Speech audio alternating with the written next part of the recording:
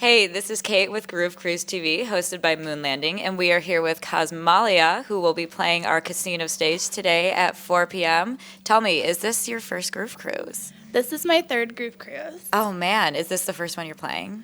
No, this is my third one that I'm playing, and this is the most sets I've ever had on a Groove Cruise, though. Oh really? How many sets do you have? 6. 6. Wow. Do you have any of them that you're really anticipating? Yes, I'm really anticipating tomorrow. I have 2 main pool sets, one from 2 to 3 just by myself, and then one from 6:30 to 7:30 is a back-to-back with LP, Giabbi, and Vanessa. Oh my God, that's huge. Do you do anything special to prepare for that set, or? Yeah, so I kind of spend most of the year kind of hyping myself up for Groove Cruise because they always give me such incredible opportunities and I never really know what they're going to throw at me. Yeah. So I'm going to be playing, I would say 50% original music and then 100% original for the back-to-back just because I want to showcase all the new stuff that I'm working on. Awesome. And you say that you have new stuff that you're working on. Do you have any big tracks that you're really anticipating the release for? Yes. I believe it or not, just 2 days ago, literally, I swear to God, I was boarding the airplane. I signed a contract with Ferris Wheel for a new song that I'm playing actually in every single set this weekend because I'm so proud of it.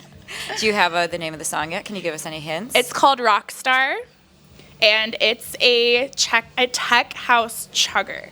Tech House Chugger. I love that. It's in major, which is kind of it's not normal for most tech house tracks to be in major. So I'm but it's still it's really heavy. It's really dark, and I'm just really proud of it. Awesome. That's so great to hear. So do you have any other tracks that you're really proud of, or maybe that are a little bit different, kind of something that nobody else is doing?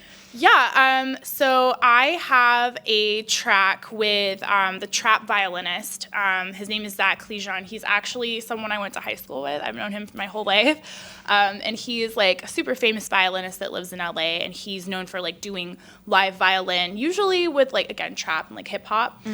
We teamed up to create a song earlier this year. And I've just been kind of poking around at it. But the past couple weeks, I just got this surge of creativity on this track. And I'm going to be debuting that this week as well. And I'm really excited about it. It's got to be awesome. I've never even heard of a trap violinist before. So I feel like that's definitely super unique and really, really cool. You know, what was I know you said you got this burst of inspiration for the track. Can you tell us a little bit about that burst of inspiration, kind of the process maybe? So kind of funny, it very much was just watching Game of Thrones.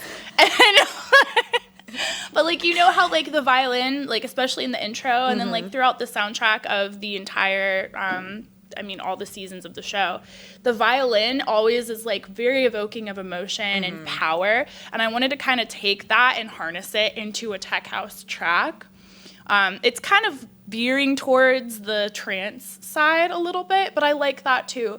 You know, I try to blend genres together whenever I can, and I wanted to kind of take, because I don't hear a lot of violin in dance music tracks normally, and if you do, it's gonna be a really a big room trance track. You know, yeah. I don't think I've heard a lot of people try to bring that into tech house, so that's probably the most unique project that I'm working on currently. Oh, fantastic! So you're speaking my language, trance and Game of Thrones. I have to ask, who is your favorite Game of Thrones character? The dragon.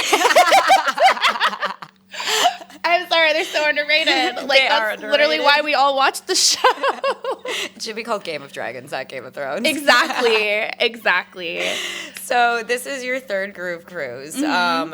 Tell me about some of the other activities that you're going to partake in. What are you most looking forward to outside of playing your sets? So tonight at 8:00, I'm hosting a wine tasting with Anthony Atala, and we've been chatting off and on, but we've never met in person until last night.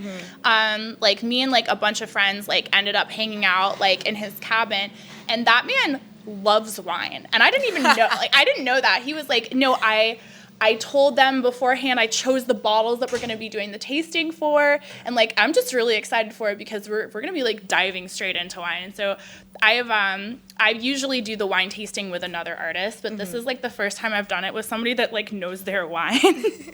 And then aside from that, I'm also doing an artist panel tomorrow on Nightlife and the Balance of Life.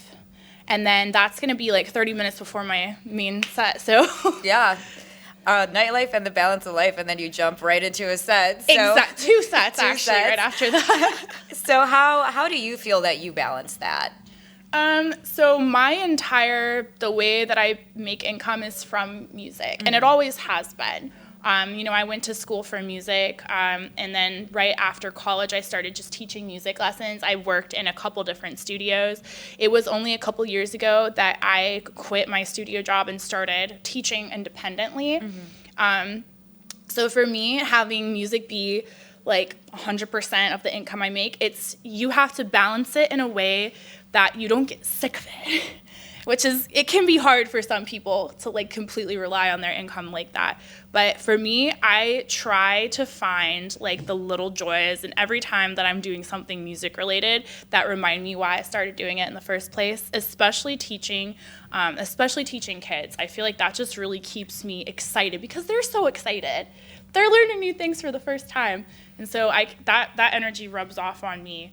And then it's also just really important to make time to be lazy sometimes.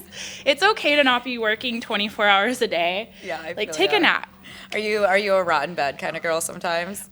Yeah, Absolutely. I mean, not like all the time. I'll have seasons where it's just like, okay, I'm not going to get a ton done this month. I'm just going to make my money the best the way I can. And if I feel some energy, I feel some energy. Feel some energy. Yeah, and don't feel bad about yourself for that because we're human and we're not robots. We're not supposed to go 24 hours a day. Oh yeah, rest is so important. But I wanted to circle back a little bit. You were talking about teaching kids and stuff. What is one word of advice or one piece of advice that you would want to give to somebody who wants to get into the industry, especially maybe like an upcoming aspiring woman DJ? Okay.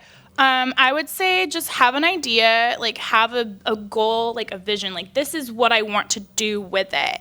Because usually what people do is they'll dip their toe in it and they'll get overwhelmed with all the other, like all the options that are out there. You usually want to have an idea of like, this is what I want to do. Let's say I want to play EDC, for example, right? The best option for you for that, just starting out, maybe is to enter the Discovery Project, or to like become affiliated with Insomniac Records. And so just like produce. It might take you 10 years. That's okay. It takes most people 10 years. Yeah. Just work really, really hard. Start off small. Small label releases will lead to bigger label releases, and then you pick up friends along the way, and you pick up people that are going to mentor you and help you improve your sound and help you improve your workflow. Hire a professional teacher if you want. I teach Ableton lessons. I've helped quite a few students reach, their goals, but you cannot do it alone. Yeah, that is the one absolutely. thing. You need to find a community, and you need to find mentors, and you need to spend at least an hour a day working on it.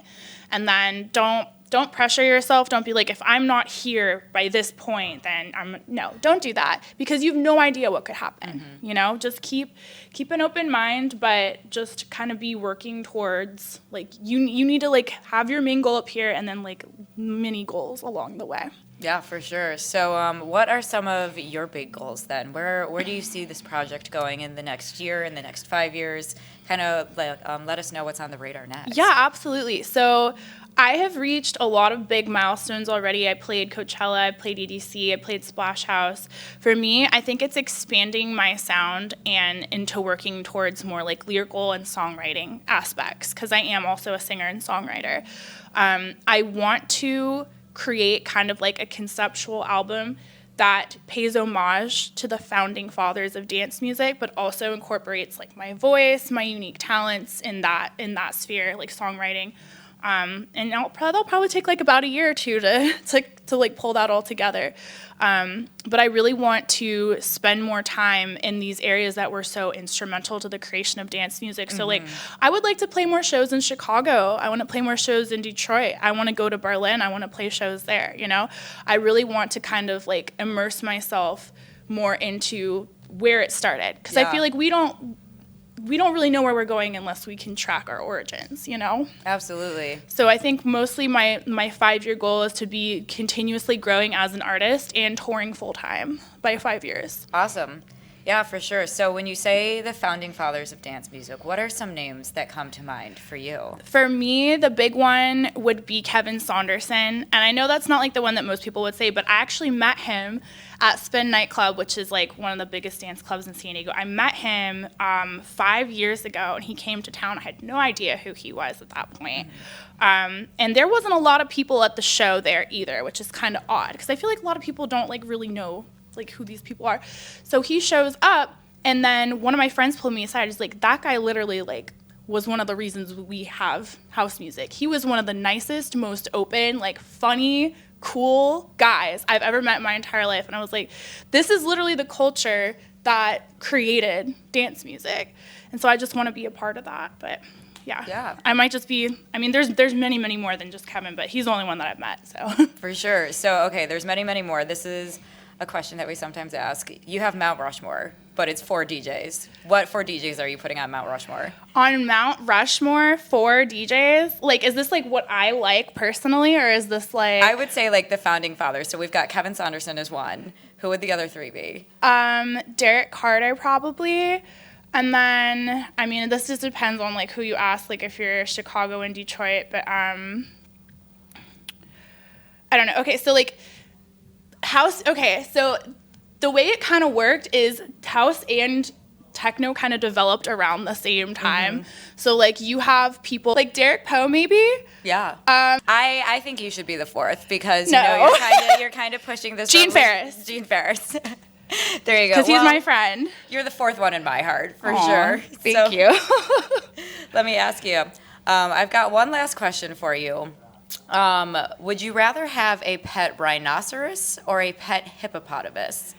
Definitely a pet rhino, because hippos are terrifying and they eat people all the time.